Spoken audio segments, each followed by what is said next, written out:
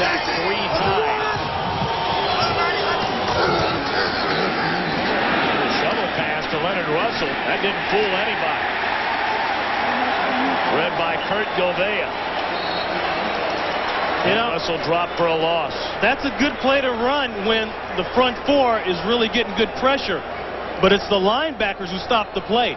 Now, watch 42, Russell. He's just going to sneak up in front, and there you go on the quick pitch. But the pursuit, you've got 3 Eagles right there. And there's Gouveia. And if he gets away from Gouveia, there's Willie Thomas on the outside. 4 receivers set, brought in, and this crowd loves this Philadelphia defense.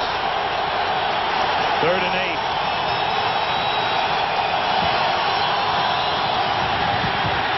Miller, good protection this time. Was it picked off or did it hit the ground? No, they're saying it hit the ground before Greg Jackson got his hands on it. Todd Kinchin, the intended receiver, and it's 3 and out for the Rams offense. Kinchin's going to work down inside, and they want to try to give him this ball before that safety can break up on the play. Kinchin, I thought Kinchin had this ball. See, Zordich 36 is in the line of sight between Kinchin and seeing the ball come off Chris Miller's hand. That's a good play, because you can see at the last minute he tried to reach up and catch the ball. He didn't see it come off the quarterback's hand. Fake punt. And now Kinchin throws the other way. And they are good enough for a first down. Out across the 40. Toby Wright. The strong safety just stepped back the other way. Kinchin broke right, threw back across the field. And the Rams have done this kind of thing all year long. Now, Kinchin is going to get the ball right there on the snap. But they don't see that Toby Wright is working back this way to get to pass. And we talked about the trick plays, the trick-or-treat alert for the Philadelphia Eagles. So we got to put a check there. They haven't done that. They got bit on it. You know, they like to throw that ball a lot with Kinchin. I mean, he throws that bounce pass on the kickoff, and now he's doing it here. We knew it was coming. That's Rich Brooks. St. Louis, number 1. So St. Louis spending a timeout. Rich Brooks pulling out the tricks early on. Back at Veterans Stadium in Philadelphia. 10:31 to play in the second quarter. Eagles in front 7-0. A fake punt on 4th down by the Rams. They convert. Rule a rushing play because the ball was actually lateral to right. Miller in trouble again. And down he goes again. 4th sack today by the Eagles. William Fuller. 4.5 sacks now this season. Well, the Rams, we talked about it. You brought it up at the open. They've done this before. Yeah, this is the bounce pass now in week 7. And a lot of the Ram players complained about moving from a natural grass stadium to a turf stadium. Well, I think they're liking it about now because you can do all kind of crazy stuff like that. Well, St. Louis fans have seen this in baseball with Ozzie Smith on his throw from shortstop because he's gotten a little long in the tooth. It takes a lot of guts to throw that pass, I'll tell you. Second down, give to Leonard Russell. And dropping him in the backfield, William Fuller. We mentioned Fuller, a Pro Bowl player a season ago, has had a hamstring injury, missed the last 2 games. This is his first game back, and he's making noise. Fuller just keeps great outside leverage, meaning he's not going to let himself get bounced outside. See, working on Drayton there. And they talked all 4 weeks about having this guy back and what a difference he would make. And talking to him yesterday, he said he was sick and tired of being hurt. He knew he had to get back out there on that field, and he's gotten out there and made an impact. 6 defensive backs check in. Quick hit to Kinchin. Well short of the first down. On a 3rd and 18, Mamula read it. And is there for the tackle. Mamula, the number 1 pick out of Boston College. So after the fake punt, the Rams went the wrong way. Well, we knew it was coming, though. Rich Brooks did this at the University of Oregon. And when I was at UCLA and he was coaching up there, they opened up each game with some kind of trick play. So he's good at that.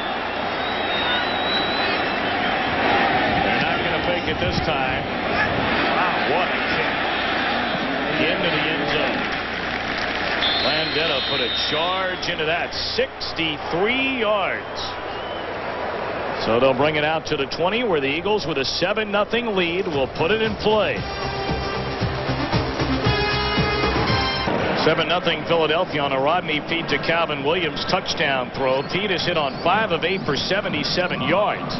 And bear in mind, this has been a much maligned Philadelphia passing game. Last week, in the entire game, the win over the Giants, Peete and Cunningham 7 of 16 for a total of 66 yards. Well, that's what we talked about the Pitt's points. I mean, this is a team that's 28th in the NFL in pass. They haven't been putting it down the field. They like the ground game, and why not? Charlie Garner picks up close to 3. It'll bring up second down. Well, it's time, as always, for our Aflac trivia question. Which Ram quarterback besides Norm Van Brocklin and Bob Waterfield is in the NFL Hall of Fame? Now, there is a little Rich Brooks in this, meaning there's a little trickery in this question. Give you a moment or two to think about it. Garner on the carry, picked up 5.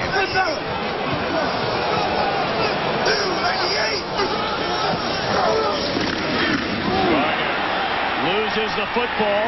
Gilbert made the hit and jarred it loose. And a scramble for it. The Rams may have covered it up. They'll have to pull bodies out from that pile. You know, it's amazing. It's not just a luck of the draw that the Rams get this many balls on the ground from the opposing teams. It's what they practice.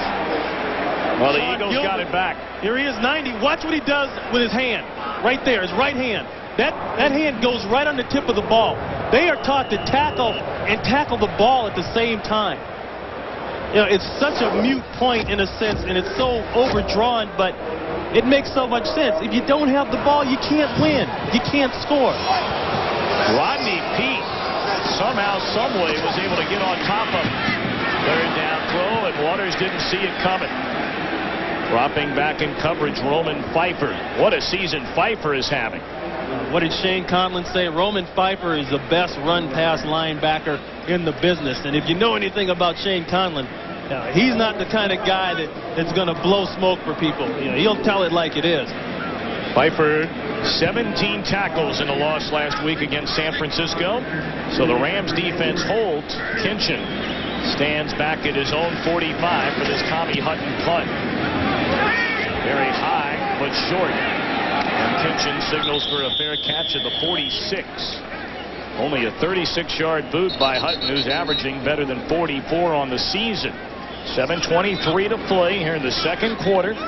Rodney Peete, Calvin Williams hooking up for the game's only score. 7-0 Philadelphia. Numerous changes along the St. Louis offensive front. Clarence Jones has come in for Wayne Gandy at left tackle. Still Goaz at left guard. Brostick in the middle. The new right guard, Chuck Bellin. And Zach Wiegert, the number 2 pick out of Nebraska, active for the first time today since a right ankle injury back in the preseason against San Diego, is in at right tackle for Daryl Ashmore.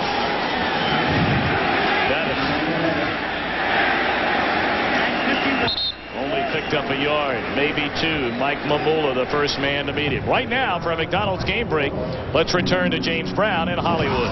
You can't keep Dallas down too long. We know that. Emmitt Smith, who's on a record touchdown-setting pace with his 14th of the season. He's assaulting John Riggins, who has 24 single-season touchdowns. Emmitt's on pace for 30. Cowboys trailing by 3. Back to Tom and Ron.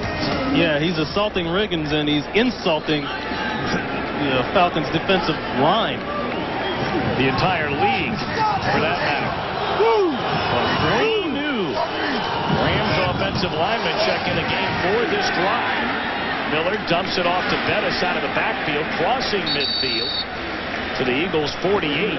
Kurt Govea again in on the tackle, but let's get back to some of those changes. Now, we've seen Rich Brooks do this at the right tackle spot, alternating Clarence Jones and Daryl Ashmore, but today our first look at Wiegert. Yeah, and the thing is that they've done this a lot. They've changed throughout the year. Clarence Jones, 72, he's gone in and replaced Ashmore. Gandy has switched around a little bit. They're in a desperate form now, trying to get some protection for Miller. Kitchen not hearing the play. You see him running in there. 3rd and 5. And they pitch to Johnny Bailey. He has the first down and more. Inside the 35, shoved out of bounds by William Thomas. And Johnny Bailey, who led the Rams with 58 receptions last year, had a broken toe earlier this year that slowed him down, but now healthy again, and he's a big part of the Rams offense, 17 yards. I want you to watch two people. There's Kitchen. He's going to come down and get a nice seal there. Jones, 72, is going to come around and lead for the run. That's a good play, but it's all started by 81 Kitchen right there. That's the block right there on Zordich, the strong safety. And another good block by Jones on the linebacker. That's a good play. They put that one together nicely. Eagles leading 7-0. But St. Louis knocking on the door. Back to the ground, and Bettis. He's inside the 30. Picked up a couple of yards. And we gave you some time to think about our Aflac trivia question. And the answer, the former New York Jet, NFL Hall of Famer Joe Willie Namath. One season he spent with the Rams in Los Angeles, 1977. Inducted to the Hall of Fame in 1985. Clock running, under 5 minutes to play until halftime. St. Louis has been unable to do it through the air because Miller hasn't had time to throw.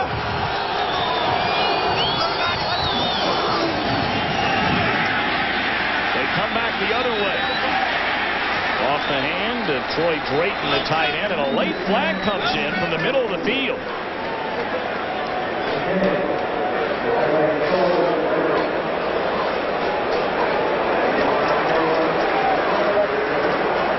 So they'll back up the Rams.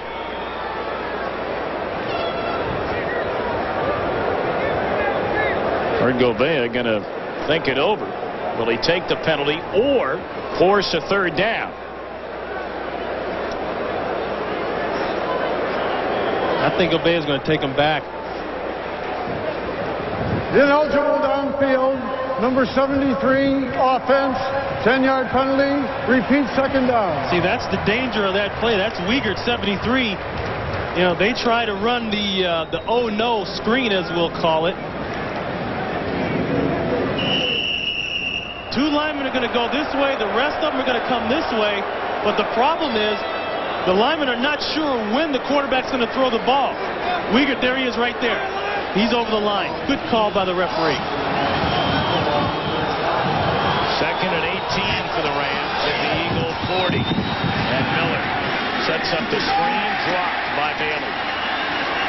Now, you know, you talk about the turnovers going in the Rams' favor this far in the season, but now that's 2 drops there that they got to catch those balls. I mean, those are plays that have an opportunity to work, and better yet, have an opportunity to get the team in field goal range. They're out of field goal range right now.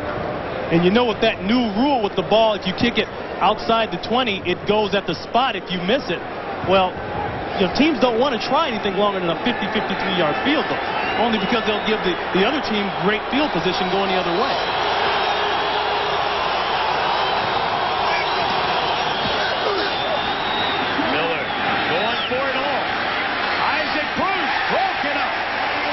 Play defensively by the 5'8" cornerback Mark McMillan.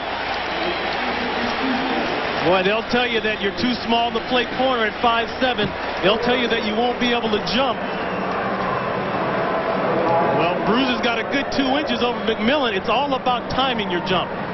Watch McMillan at the last minute come over the top and just get the tip of that ball. That's a Pro Bowl type play right there.